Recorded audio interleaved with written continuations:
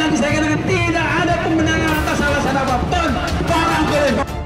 Orang boleh menghilangkan orang. Mereka menembak rakyat, tapi kemudian bersembunyi di balik ketek kekuasaan. Lah, gak mungkin ada orang sengaja nelan arsenik sendiri. Apalagi nih orang punya goal gitu, mau ke Belanda, mau sekolah. Salah satu aktivis hak asasi manusia terbesar, paling terkemuka di negeri ini, kehilangan nyawanya tanpa sebab yang jelas. Apa yang terjadi kepada Munir?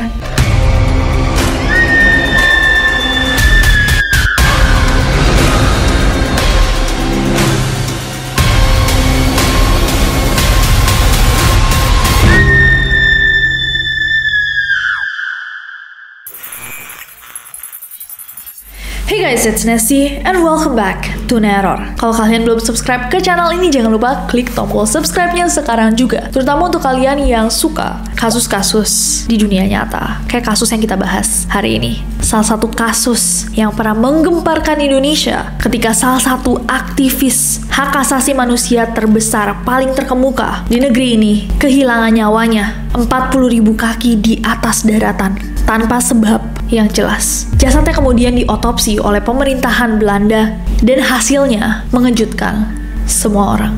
Tim pencari fakta kasus Munir yang dibentuk oleh Presiden Susilo Bambang Yudhoyono menemukan bahwa Munir sudah masuk dalam daftar operasi intelijen sejak tahun 2002 untuk dihabisi. Dan diketahui setidaknya ada 2 kali percobaan terhadap Munir, namun selalu gagal. Munir sempat dicoba untuk diracun di kantornya sendiri dan juga ditabrak. TPF juga menemukan adanya block note yang berisikan skema susunan tempat duduk di kelas bisnis dan premium pesawat. Dari sketsa itu, ada 2 tempat duduk yang dilingkari, yaitu sebuah kursi di kelas bisnis dan sebuah kursi lainnya di kelas premium.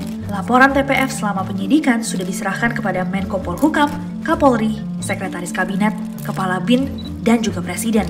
Tapi kenapa laporan tersebut tidak pernah dibagikan ke publik, bahkan sampai hari ini? Apa yang terjadi kepada Munir? Mari kita bahas bersama malam ini. So without any further ado, stop senyum-senyum, cause shit's about to go down. Munir Said Thalib, atau yang kita lebih kenal dengan nama Munir, adalah seorang aktivis hak asasi manusia yang bisa dibilang salah satu yang paling terkemuka di Indonesia. Dia lahir pada 8 Desember tahun 1965, dan kenapa dia bisa seterkemuka itu guys, adalah karena dia adalah tokoh yang sangat-sangat kuat memperjuangkan keadilan dan kebenaran kaum buruh, aktivis mahasiswa, pemuda, serta kelompok-kelompok lain yang mengalami penindasan, terutama dalam hal penyalahgunaan kekuasaan oleh aparat negara. Di tahun 1996 dia mendirikan koordinator KIPHAM yang bertujuan untuk memonitor dan advokasi kasus-kasus kekerasan yang dilakukan negara. Koordinator KIPHAM ini juga akhirnya berubah nama guys, menjadi Kontras. Nah, Kontras ini juga dipercaya namanya tuh sebenarnya Kontra S. Kalau misalkan kalian lihat S-nya tuh S besar, dan dianggap sebagian orang berartikan Kontra S. S-nya apa? Yes, banyak banget nih guys kasus-kasus besar dan rumit Indonesia yang ditangani oleh beliau. Dari tragedi Trisakti, tragedi Semanggi, tragedi Mei 1998, kasus Tanjung Priok 1984, kasus Talang Sari 1989, kasus Timur Timur pasca referendum 1999, Dom Aceh Papua, kerusuhan di Maluku, Kalimantan, dan Poso. Dan salah satu kasus yang besar juga ditangani oleh beliau adalah kasus yang pasti Neroris juga tahu, kasus yang baru-baru ini kita bahas di Neror, kasusnya Marsinah. Advokasi Munir sama Kontras itu juga membawa pengaruh yang besar banget dalam sejarah politik militer Indonesia.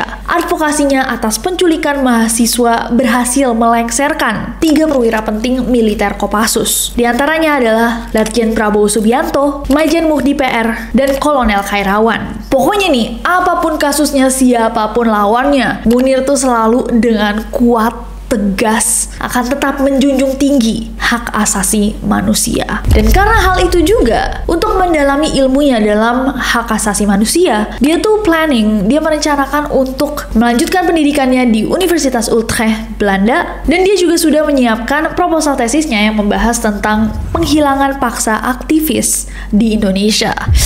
Dengan itu, pada 6 September tahun 2004, beliau berangkat ke Belanda untuk program studi pasca sarjana. Tapi sayang, di perjalanannya untuk menimba ilmu yang kelak akan membawa perubahan mungkin untuk Indonesia, sebuah tragedi yang cukup mengerikan terjadi.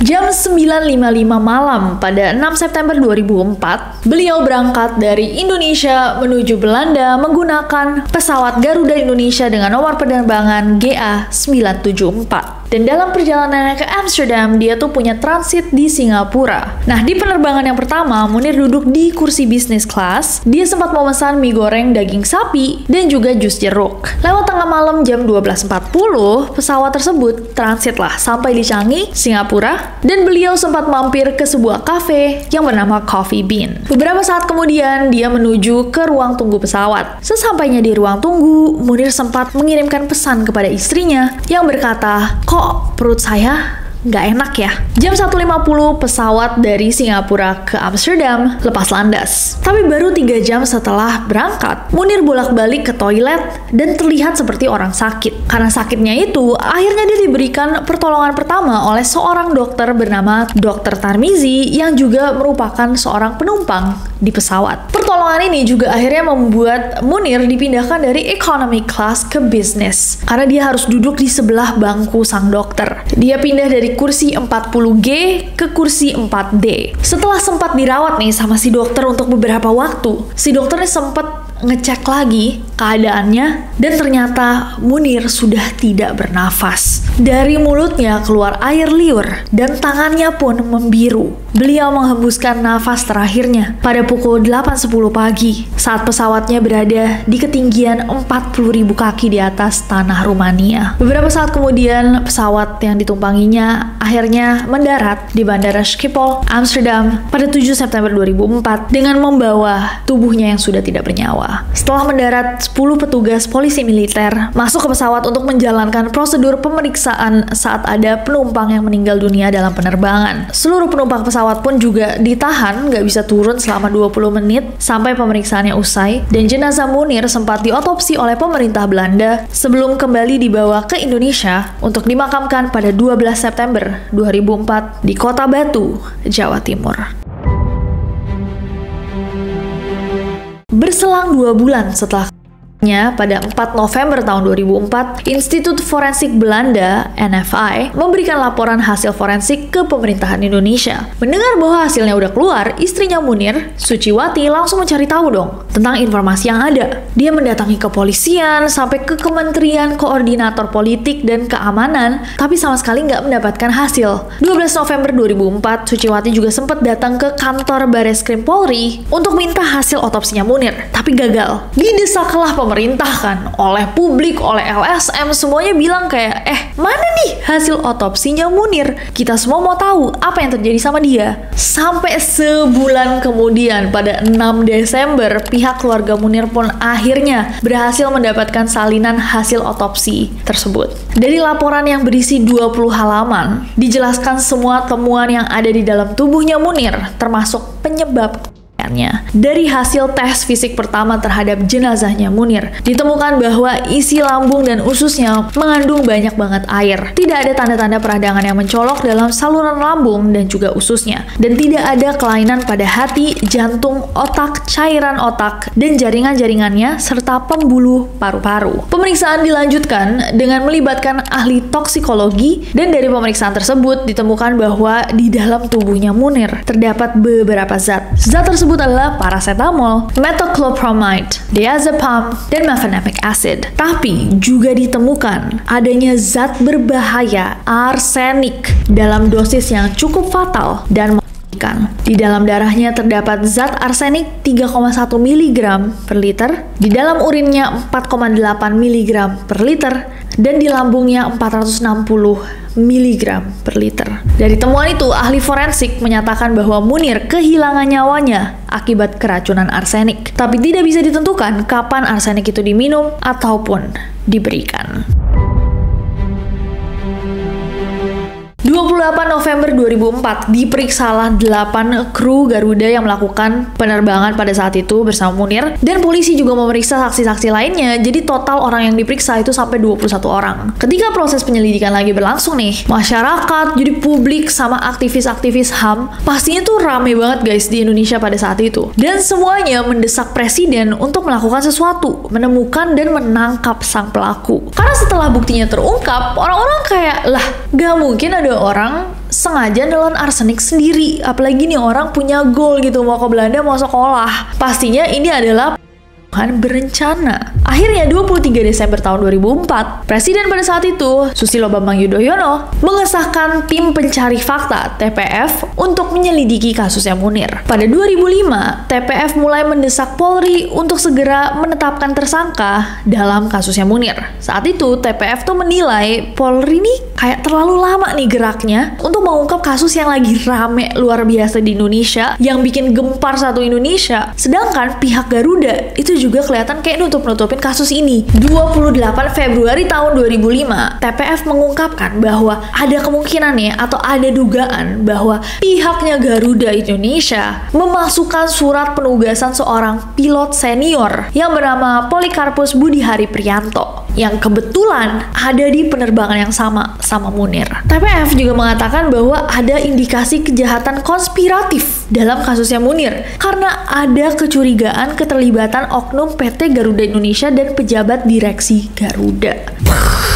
Sebuah konspirasi. Pada 14 dan 15 Maret tahun 2005, penyidik dari Bareskrim Polri memeriksa seorang pilot yang bernama Polikarpus tadi. Selain Polikarpus, ada 6 calon tersangka lainnya, 4 dari PT Garuda, dan mereka semua diperiksa. Dan setelah melakukan pemeriksaan ke semuanya, penyelidik menetapkan Polikarpus sebagai tersangka dalam kasus ini. 9 Agustus 2005 dilakukanlah sidang perdana terhadap terdakwa Polikarpus. Dalam sidangnya, jaksa tuh menyebutkan bahwa racun arsenik yang masuk ke tubuhnya Munir itu masuk melalui jus jeruk yang dia minum di pesawat. Sedangkan hakimnya ngotot bahwa enggak, bukan orange juice, tapi racun itu masuk lewat mie goreng sapi yang dia makan. Kebayang gak guys kayak serame apa sidang ini gitu? Karena gak ada yang pernah tahu sebenarnya arsenik itu dikonsumsi pada saat kapan dan masuknya lewat apa gitu. Publik cuma tahu bahwa dia sempat mengatakan dalam layovernya, dalam masa transitnya, kalau perutnya tuh udah gak enak, yang berarti mungkin dia konsumsi sebelum dia sampai di Singapura. Sampai akhirnya pada 3 Oktober tahun 2006, Polikarpus pun divonis 2 tahun penjara karena kasus penggunaan surat palsu yang dipakai ke Singapura. Mahkamah Agung tapi menyatakan bahwa Polikarpus ini nggak kebukti melakukan tindak pidana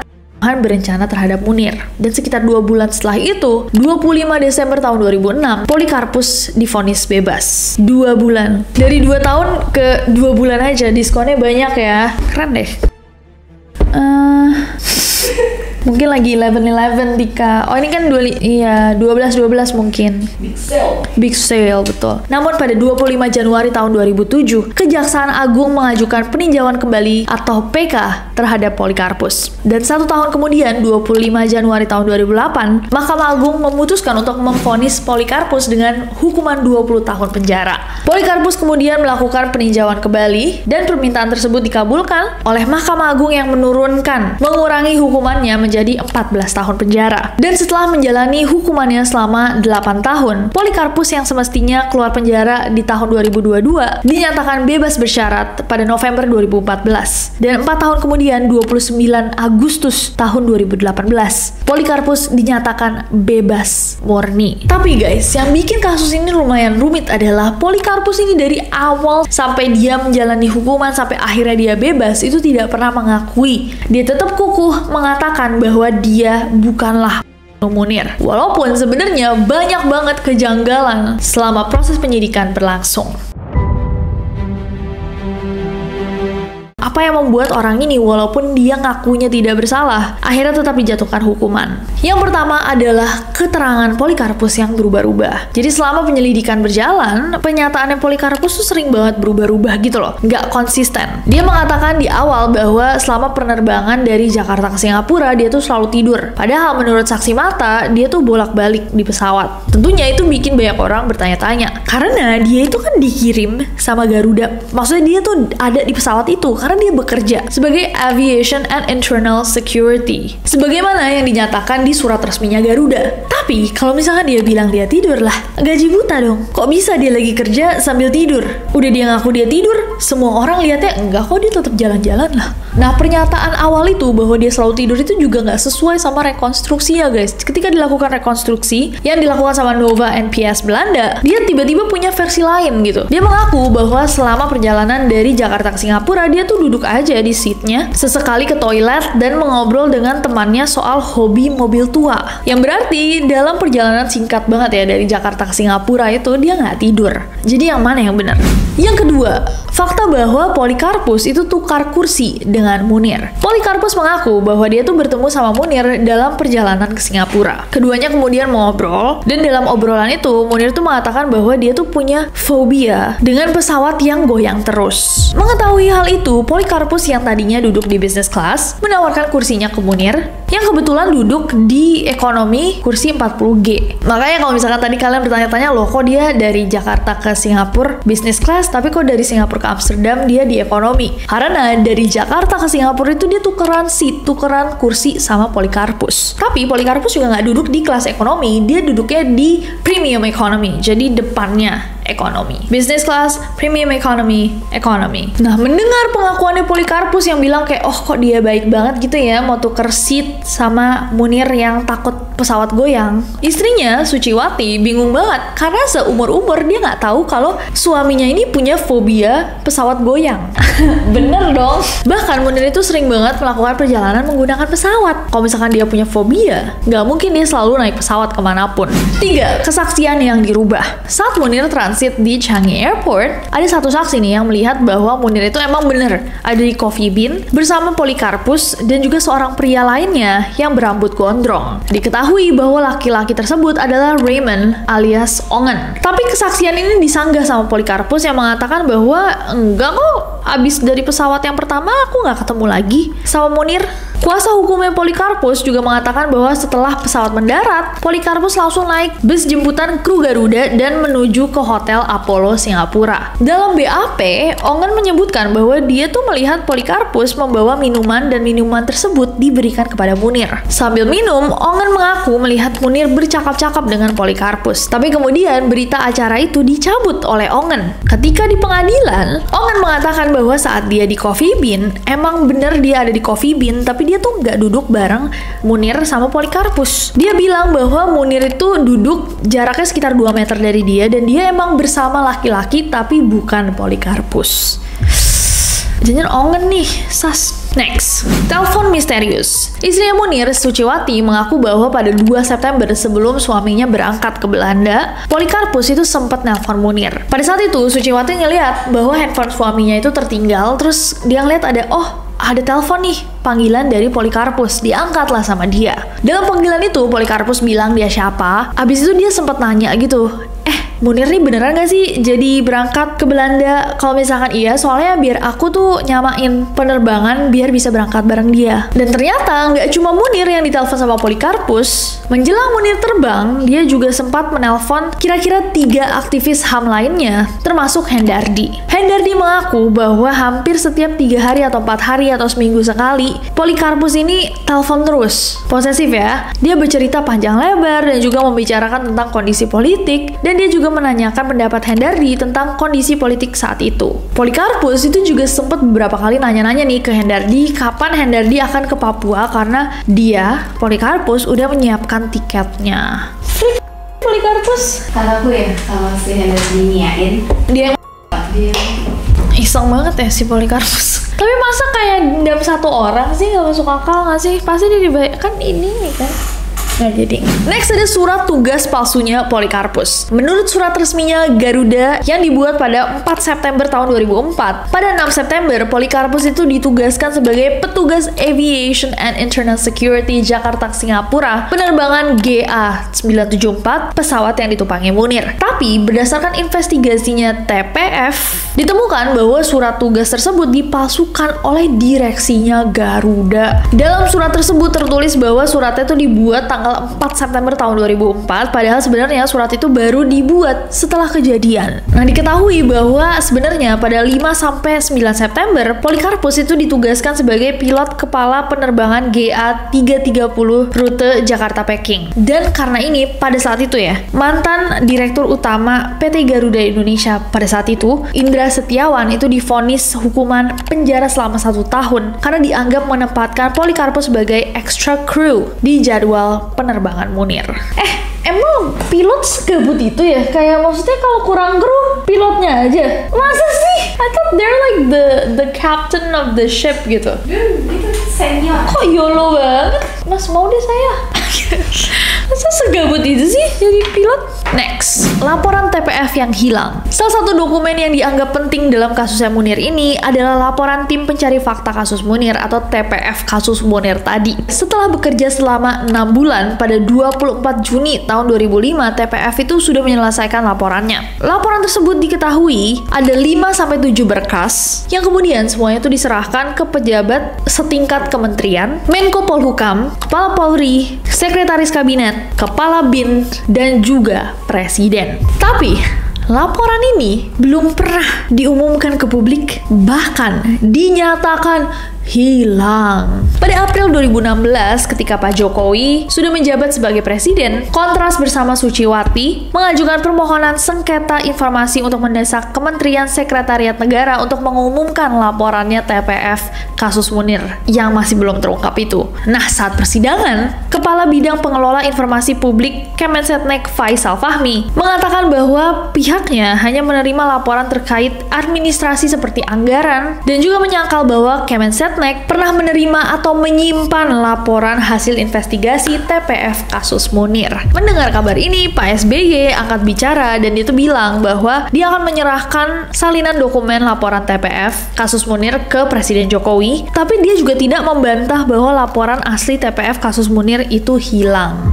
Dan saya sampaikan kepada rakyat Indonesia berkaitan dengan tindak lanjut temuan dan rekomendasi TPF Munir, saya sebagai presiden waktu itu bertanggung jawab di dalam menegakkan hukum kasus meninggalnya Munir, dan lebih khusus di dalam merespons dan menindaklanjuti temuan serta rekomendasi TPF Munir.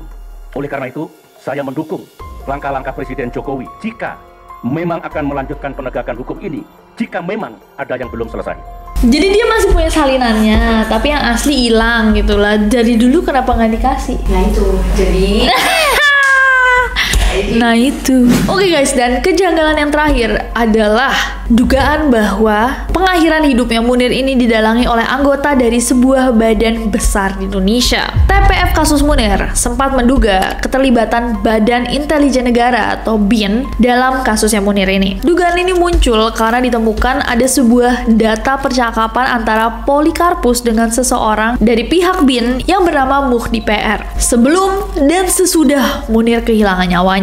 Rekaman tersebut bahkan guys sudah beberapa kali itu disebut di dalam persidangan kasusnya Munir. Banyaknya sampai 41 kali. Tapi rekaman tersebut tidak pernah dibuka, bahkan sampai pengadilan. Selain itu ditemukan juga bahwa Muhdi itu memberikan uang sebesar 10 juta rupiah kepada Polikarpus. Polikarpus juga diduga menerima perintah dari BIN untuk menghabisi Munir. Selain Muhdi, TPF juga merekomendasikan 4 nama aktor kasus Munir lainnya untuk diperiksa. Salah satunya adalah orang yang cukup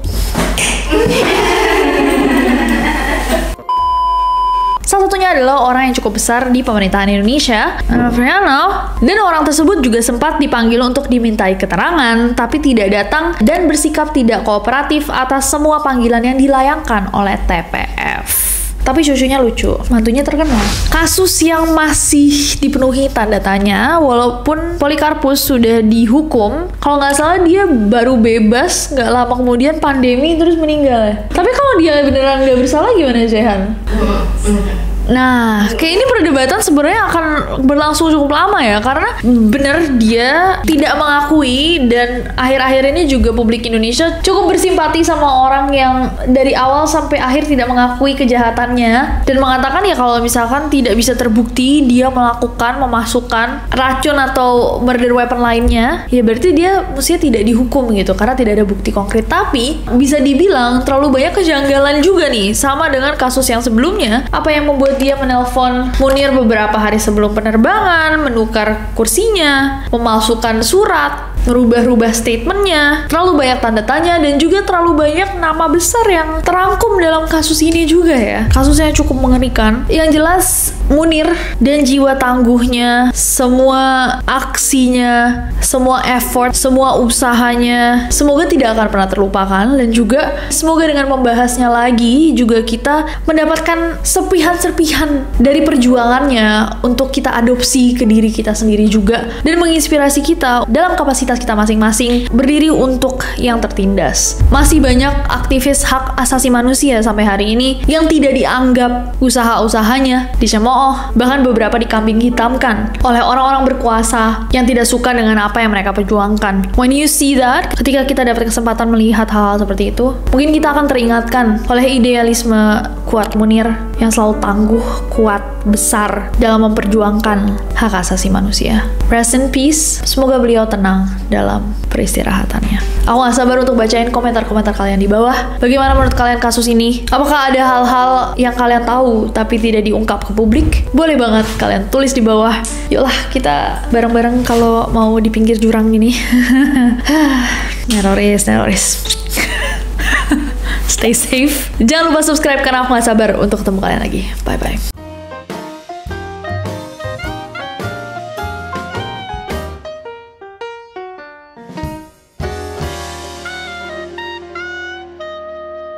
Banyak yang percaya bahwa nama ini adalah Kontra S.